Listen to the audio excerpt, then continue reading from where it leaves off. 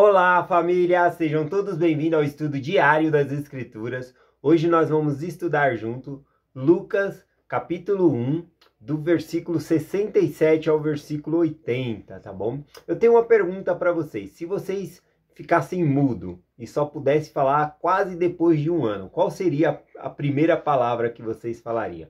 Uma criança, quando nasce, né? Ela não nasce falando. Qual é a primeira palavra que a criança fala? Eu acho que varia de criança para criança.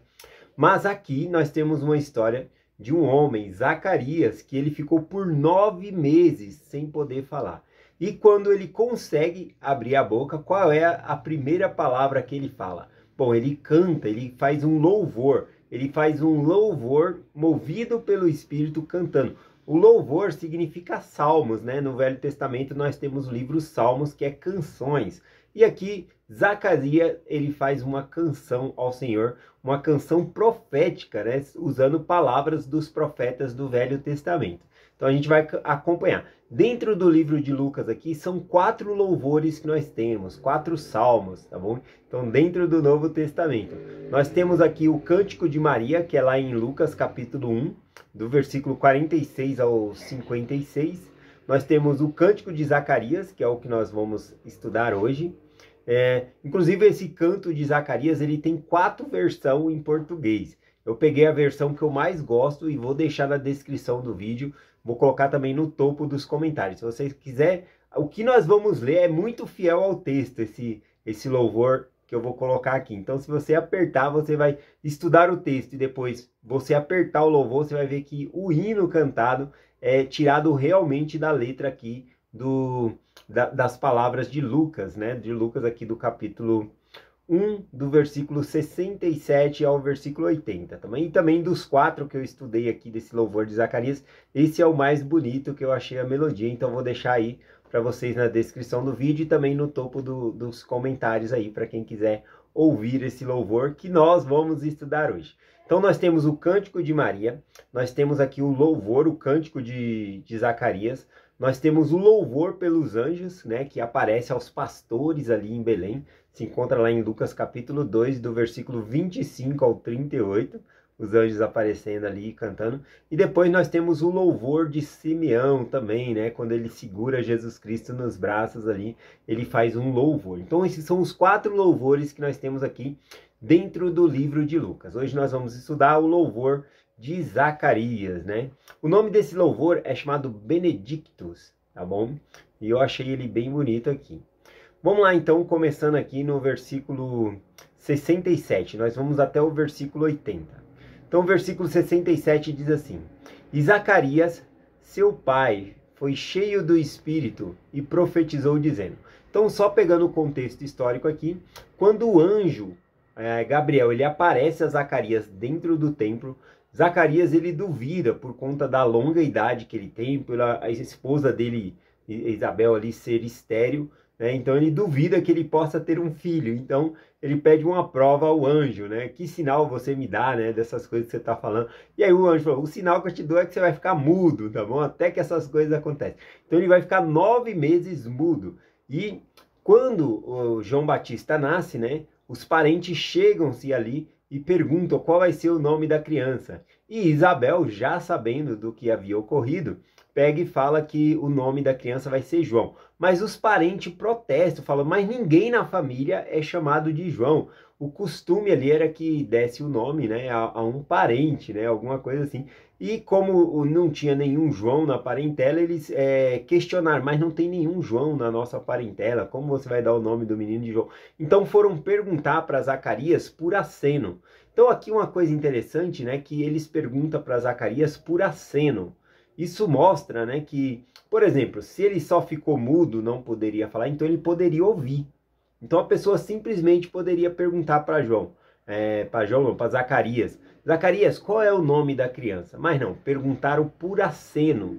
Isso mostra, né, que talvez não só ficou mudo, mas também ele possa ter ficado surdo, tá bom? Quando o anjo pronunciou as palavras ali. Então, ali, quando perguntaram por aceno qual era o nome da criança, Zacarias, então, ele pega uma tablinha, né, e escreve ali, né? Escreve o nome dele será João. quando ele escreve essas palavras e mostra ali para eles, né, que realmente o nome do menino seria João, porque já havia sido profetizado pelo anjo que esse seria o nome do menino.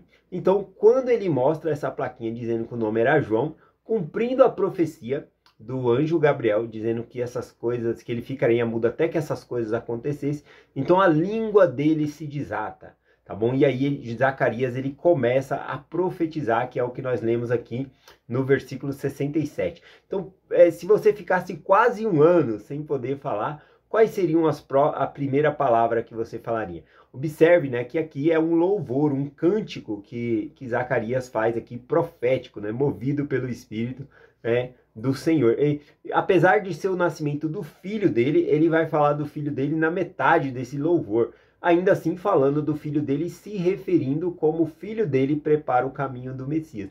Então, esse louvor é dedicado ao Senhor Jesus Cristo, embora fosse o nascimento do filho dele ali, Zacarias, quem ele está louvando é quem iria nascer ainda, dali a 6 meses ainda, iria nascer Jesus Cristo, né? Então, olha só, né? Ele está louvando ao nosso Salvador, né? Eu acho muito lindo isso em Zacarias aqui, né? Isso também, eu faço um apelo a todos nós, né? Que nós, quando estivermos na igreja, que nós possamos louvar ao Senhor com os hinos que nós temos, né? Os hinos sacramental, os hinos de abertura, os hinos de encerramento, os hinos intermediário. Vamos soltar a voz e louvar ao Senhor sempre, tá bom? Vamos cantar com gosto ali, prestar atenção na letra, prestar atenção na condução de quem está regendo ali o hino. Vamos cantar, realmente, tá bom? Então é o pedido aí que eu faço para todos nós. Lembrando que eu vou deixar o cântico aqui de Zacarias, esse Benedito, na descrição do vídeo e no topo dos comentários, tá bom? Eu achei lindo, vou deixar aí para vocês ouvir também. E eu achei muito fiel ao texto. Vamos lá. Então Zacarias, então, começa cheio do Espírito Santo, profetizou dizendo, versículo 68.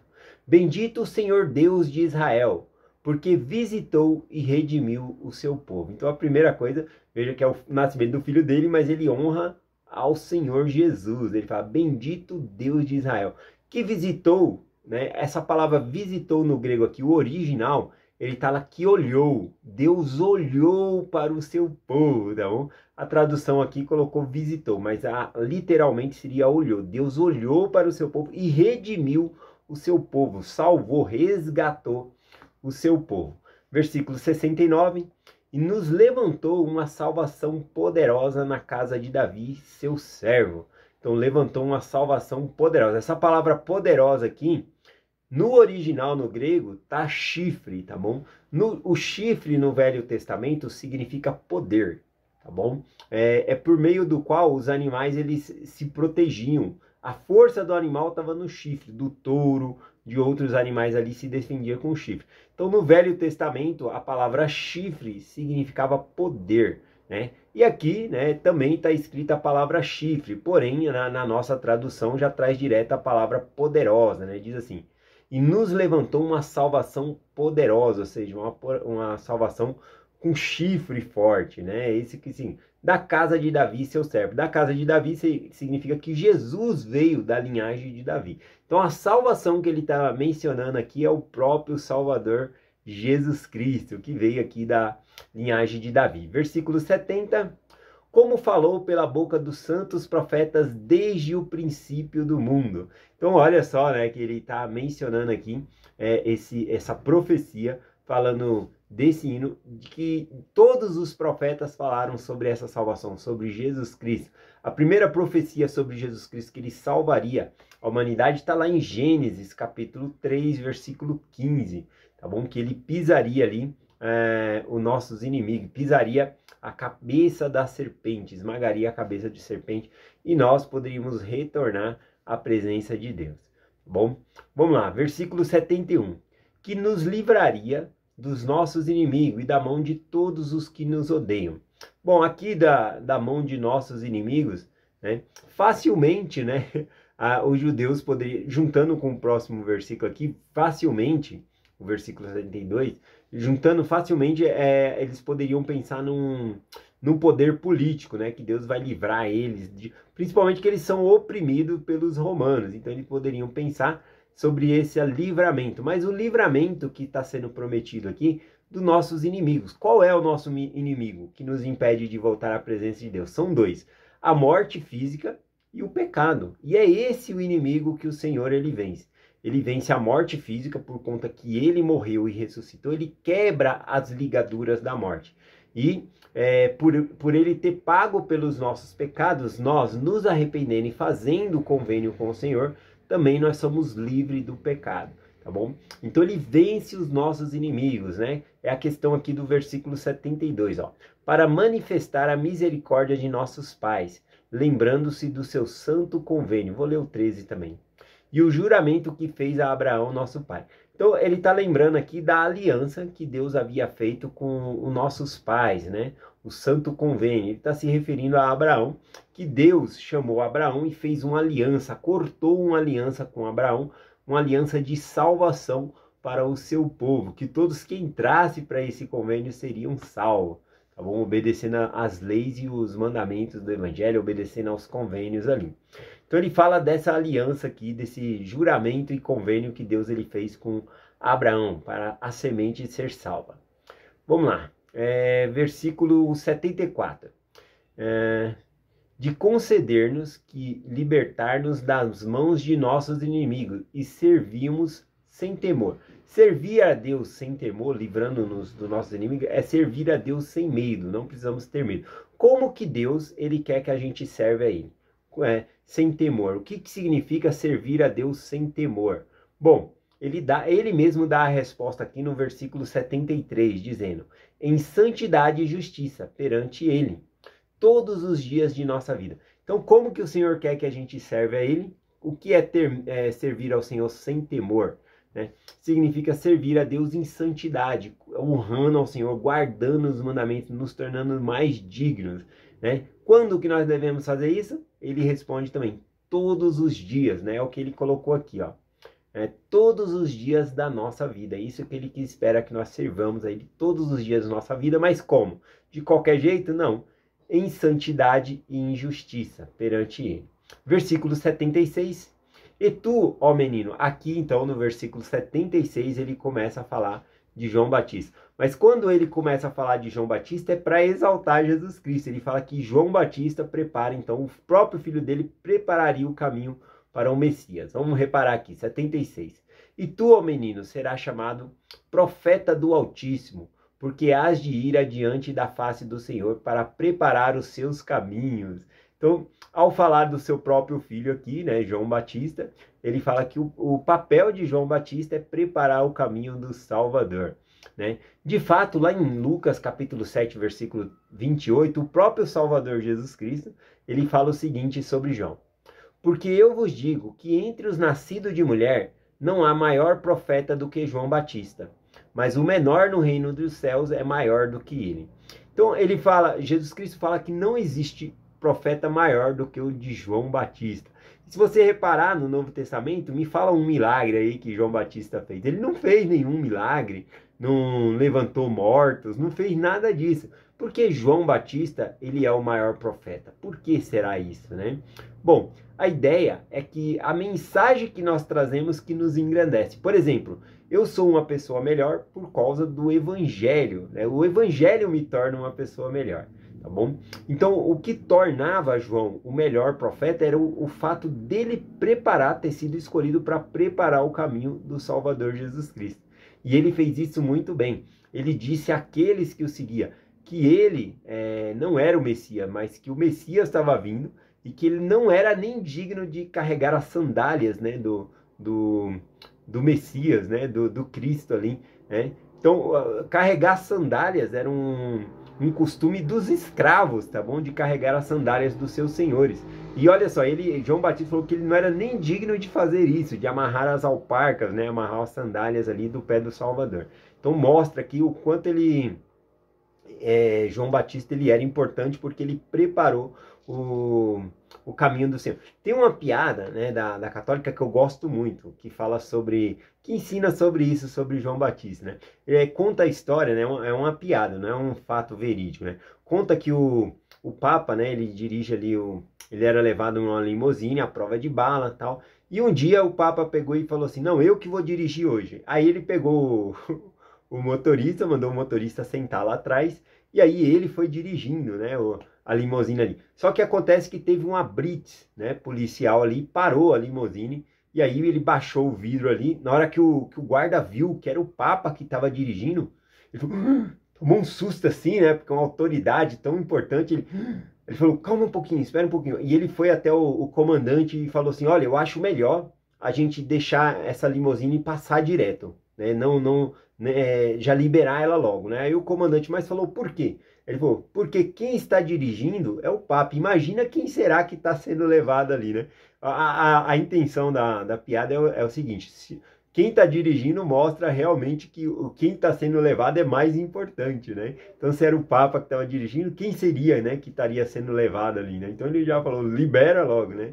Então, é uma coisa assim. A menção aqui de João Batista seria essa, né?